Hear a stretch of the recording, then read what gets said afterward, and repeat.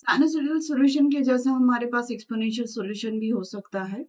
Late E Y is equal to E M cos जो हमने पहले लिया है omega T minus beta X, और ये पहले ले चुके हैं तो ई वाई को हम लिख सकते हैं, E Y can be return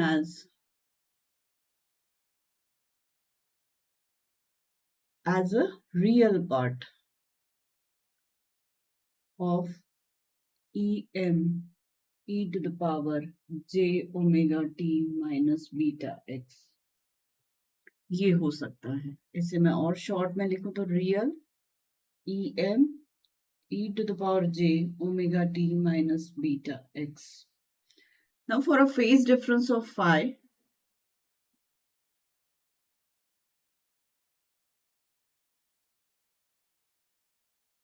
EY जो होगा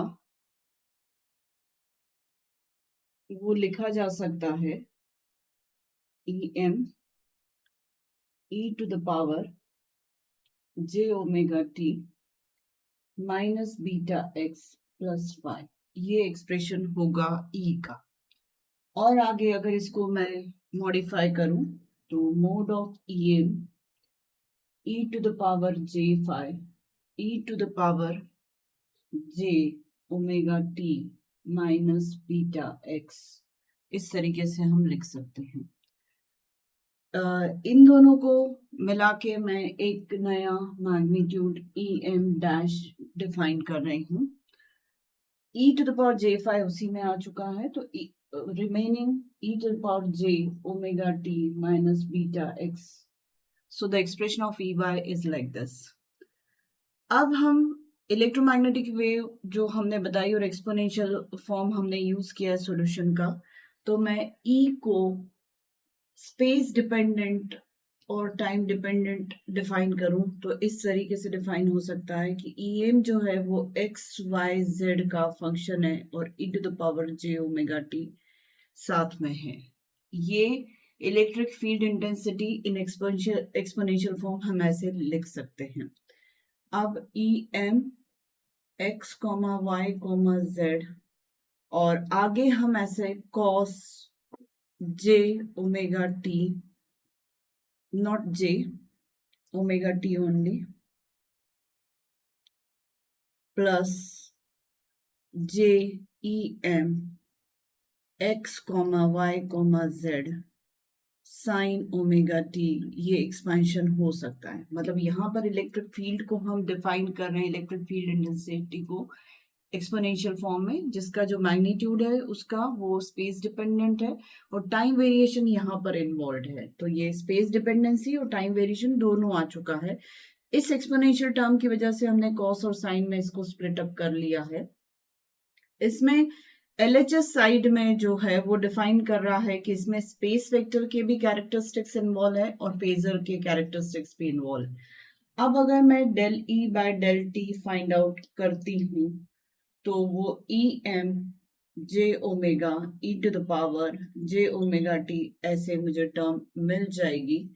इसे मैं j ओमेगा e से भी डिफाइन कर सकती हूँ। E मतलब e to the power j omega t into EM से मैंने एक E टर्म लिख ली है। डेल इसी same del E by del T का एक बार और डिफ्रेंसिएशन किया तो del square E by del T square जो होगा वो J square omega square E होगा, या फिर इसे मैं माइनस ओमेगा स्क्वायर ई ऐसे डिफाइन कर सकती हूँ। इस तरीके से हमारे पास ये एक्सप्रेशन हो गया है। अब डेल स्क्वायर ई जो है mu zero epsilon zero del square E by del T square, ये हमें पहले से मिला हुआ है, हम ये फाइंड आउट कर चुके हैं एक्सप्रेशन। तो यहाँ पर अब मैं del square E by del T square की जगह पर ये पूरा minus omega square E substitute कर दूं तो हमें जो मिलेगा वो minus mu zero epsilon zero omega square E, ये हमारे पास एक्सप्रेशन आ गया है। और सिर्फ अगर इसका मैं y कंपोनेंट लेती हूँ तो del square E Y upon del X square is equal to minus mu zero epsilon zero omega square E Y, ये पूरा एक्सप्रेशन हमें मिलेगा। तो यहाँ पर हमने जो प्रीवियस कंसिडरेशन था कि ई एक्स और ई जेड जीरो है, वो सारी चीजों को इन्वॉल्व करके, और इससे पहले भी हमारे पास del square E Y by del X square, मतलब del E Y by del X available था, उस हिसाब से इसको लिखा है। अब यहाँ पर LHS को मैं RHS को मैं LHS तरफ ले जाती हूँ, तो मुझे जो एक्सप्रेशन मिलेगा वो होगा del square E Y by del X square plus mu zero epsilon zero omega square E Y is equal to zero.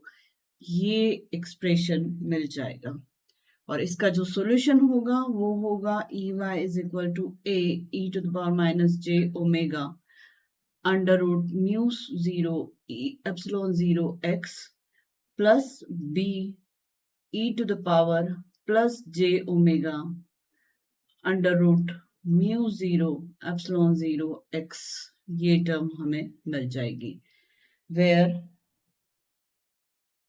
Omega under root mu zero epsilon zero जो होगा वो ओमेगा अपॉन वी जीरो होगा, जिसे हम phase constant beta कहते हैं। This is for free space.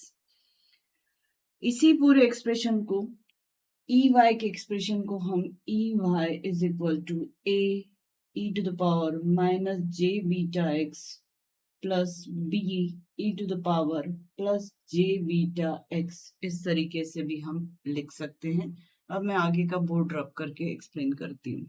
Now we can show the time variation also, so showing time variation, therefore ey ae to the power minus j beta x e to the power j omega t plus b e to the power j beta x e to the power j omega t, ये दे देगा हमें a e to the power j omega t minus beta x plus b e to the power j omega t plus beta x। अब इसके बाद real part जो इसका होगा वो हो जाएगा ई वाई और A cos omega T minus beta X plus B cos omega T plus beta X, ये रियल पार्ट हो गया। ये टाइम का फंक्शन है ही, इमेजिनरी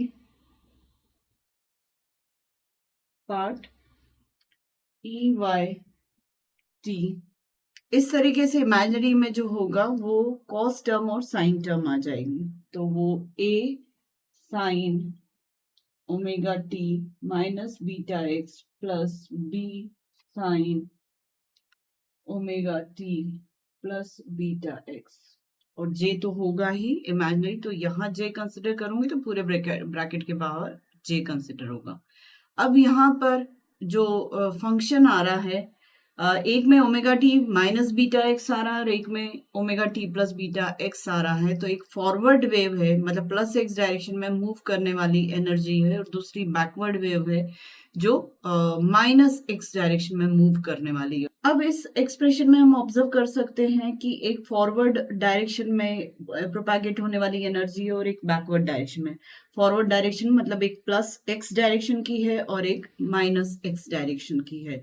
तो ये मैंने लास्ट वीडियो में भी समझाया था। सपोज ओरिजिन जो मैग्नेटिक एनर्जी का है वो ये है, जो स्पेस में इलेक्ट्रिक फील्ड अलग अलग जगह पर पॉइंट्स पर प्रोड्यूस कर रही है, इसके साथ साथ फिर ये इलेक्ट्रिक फील्ड अपने चारों तरफ आगे बी प्रोड्यूस कर रही है, फिर ये ई प्रोड्यूस कर रहा है, ऐसे करके ये इस डायरेक्शन में अगर मैं डायरेक्शन प्लस एक्स बोल रही हूँ तो सेम यहाँ से बैक साइड में माइनस एक्स भी डेवलप होगा, मतलब ये एनर्जी का प्रोपैगेशन पॉजिटिव एक्स डायरेक्शन में हो रहा है तो ये एनर्जी का प्रोपैगेशन पीछे की तरफ निगेटिव एक्स डायरेक्शन में भी होगा। तो इस तरीके से सोर्स जो होता है इलेक्ट्रोमैग्नेटिक वेव का वो पॉजिटिव डायरेक्शन की और नेगेटिव डायरेक्शन में था, फॉरवर्ड इलेक्ट्रोमैग्नेटिक वेव और बैकवर्ड इलेक्ट्रोमैग्नेटिक वेव भी जनरेट करती है। या फिर इसके पहले एक एग्जांपल दिया है कि मैग्नेटिक फील्ड से ये इलेक्ट्रिक फील्ड प्रोड्यूस हुई तो एनर्जी ऐसे प्रोपैगेट हो रही, यहां पर अगर कोई सरफेस है तो इससे स्ट्राइक होके वापस रिफ्लेक्टेड वेव आपको बैकवर्ड डायरेक्शन की मिलेगी। तो ये फॉरवर्ड इलेक्ट्रोमैग्नेटिक वेव सरफेस पर रिफ्लेक्शन हुआ और बैकवर्ड डायरेक्शन की भी magnetic wave electromagnetic wave generate हो गई। तो हम किसी भी तरीके से इसके एग्जिस्टेंस को फिजिकली समझ सकते हैं। तो ये पूरा सॉल्यूशन मैंने डिस्कस किया साइनोसॉइडल फॉर्म में और एक्सपोनेंशियल फॉर्म में, फ्री स्पेस में इलेक्ट्रोमैग्नेटिक वेव का।